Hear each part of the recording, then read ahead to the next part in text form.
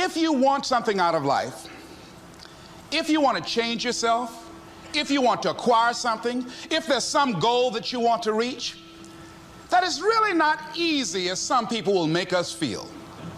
That living your dream, changing your behaviors, overcoming negative habits, it's challenging. It's hard. Most people go through life never discovering what their talents are. Most people never develop their talents.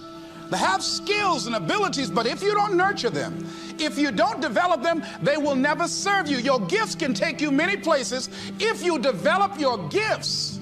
Most of us don't like to do those things that come easy to us.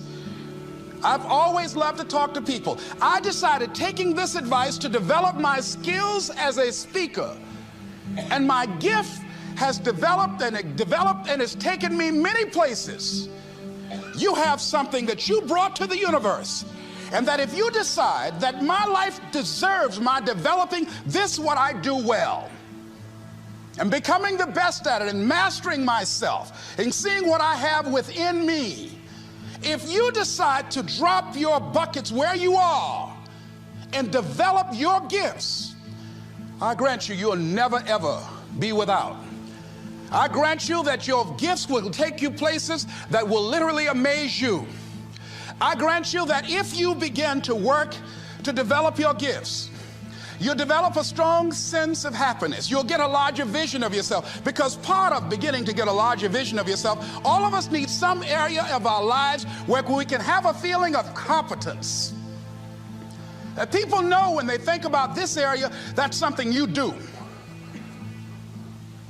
That you eat and sleep that, and that you do that, and people know it, and you know it, and you know that you know this. If you don't know anything else, you know this.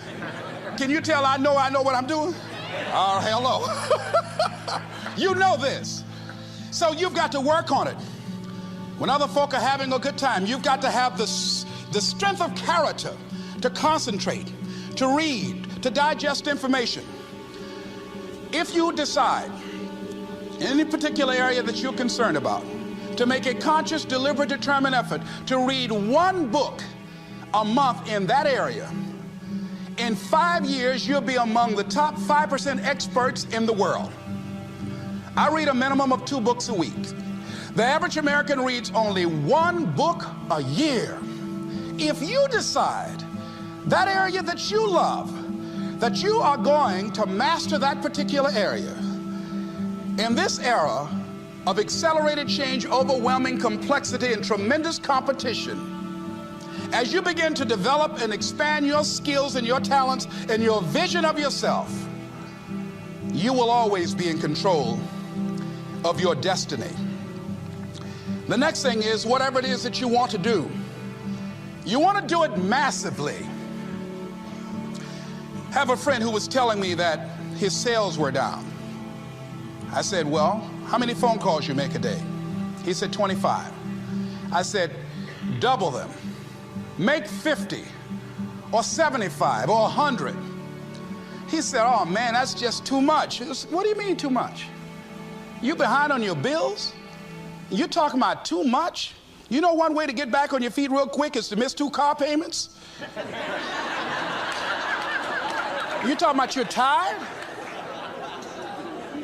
There's no competition out here.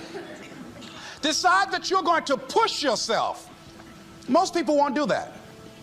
Most people give up on themselves easily. You know the human spirit is powerful. There's nothing as powerful. It's hard to kill the human spirit. They asked Benjamin Disraeli, a man who became the head of a country at a time when Jews were not allowed out after 10 o'clock. They said, how did you do it? How do you achieve it against such great odds? He said, nothing can resist the will of a people that will stake even their existence on the extent of their purpose for good. That when you have a made-up mind, when you decide that you want to do something, I was reading something the other day, he said, the power to hold on in spite of everything, the power to endure, this is the winner's quality. The hunger, the ability to face defeat again and again without giving up. This is a winner's quality. You have that quality within you. When you're hungry, you don't care about the facts. You don't care about the odds. Doug Williams played for the Washington Redskins, quarterback. John Elway of the Denver Broncos in the Super Bowl. Everybody was talking about Elway. After the Super Bowl, when Doug Williams made a historic passing game, they asked him, said, how were you able, in spite of all of the negative publicity saying that you couldn't win, how did you do it? He said, I ignored my critics. I just didn't pay any attention to them. I ignored myself because they kept on saying it so much. There were times I doubted whether or not I can do what I needed to do. There's a Doug Williams in everybody here. There's greatness in you. And you've got to learn how to tune out the critics outside and the critic inside. And since I'm going to do this, I'm going to harness my will. And I'm not going to let anything stop me. I deserve this. I'm going to do it until. And this friend, I told him, said, start increasing your calls. I said, I make 100 calls a day. I got a callus in my ear. My ear is kind of dark. You can't see it, but it's there.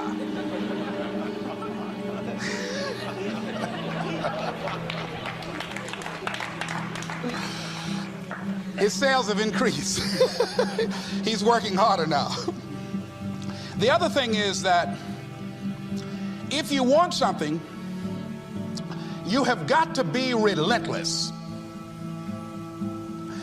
You've got to learn how to become resourceful. You've got to learn how to become creative.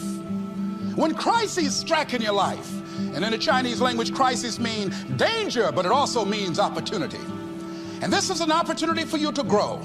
And you've got to be so relentless, regardless of what comes down the pike, that you're always looking for a way to get over, always looking for a way that you can break through, always looking for a way that you can win, always looking for a way that you can strike a telling blow.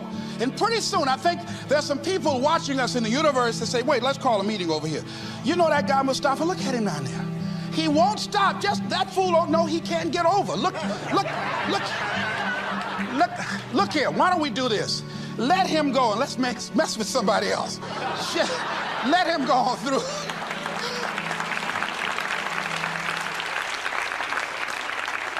Life will just get tired of whipping you sometimes. And just say, let's just let this one go. I believe this. Now, no one has told me this, but I just kept on kicking. I didn't have sense enough to stop. I was intelligently ignorant. I didn't know what I couldn't do. So I just tried anything. And the fascinating thing about life, because you can't get out of it alive, you might as well have a good time, you know? You might as well have a good time. Live your life with passion, with some drive. I was giving a seminar the other day, and I mentioned that I was going to do some training in August with some young teenagers and take about 100 away to a 2 or 3 day camp and wipe them out. Been working on this.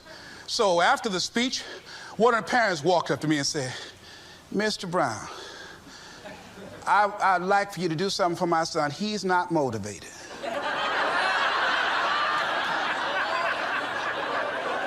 I said, I wonder why.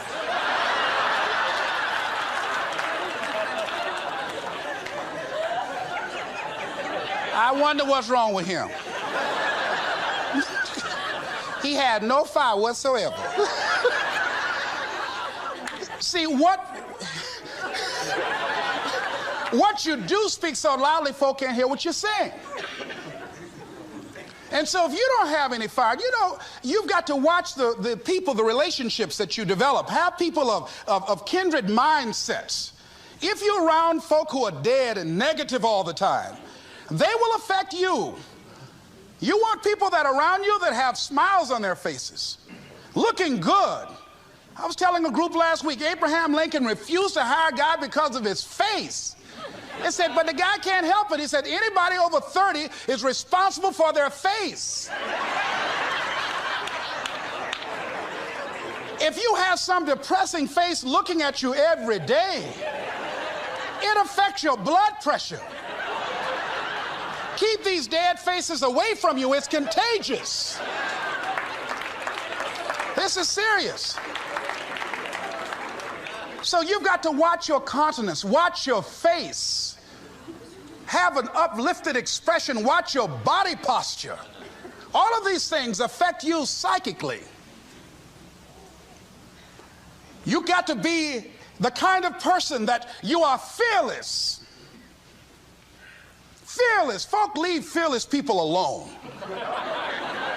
There's some people walk through a neighborhood and every dog in the neighborhood would bark at them.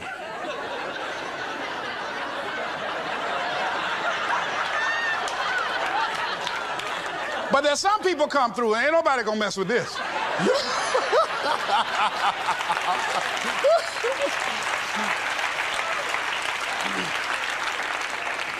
You are unstoppable. And because you are unstoppable, because you've got power that you haven't even begun to use yet, you owe it to yourself to release your brakes. How many of you have had the experience of pulling out of your driveway and you mashed on the accelerator and the car was just going, and couldn't move, and you mashed harder and it couldn't move, and then you discovered you had your emergency brakes on. And then you release those emergency brakes and it goes, choo! Have you ever had that experience before? Most of us go through life with our brakes on, holding back, not giving all that we have, not sharing all of ourselves. Most of us go to our graves still holding on rather than releasing it. What are some of those things that keep us from releasing it? Because of past experiences, past defeats, past pain. We look back, well, it didn't work out then. It probably won't work out now. Many people get confused their performances with who they are. I was reading Pat Riley, the coach of the Los Angeles Lakers.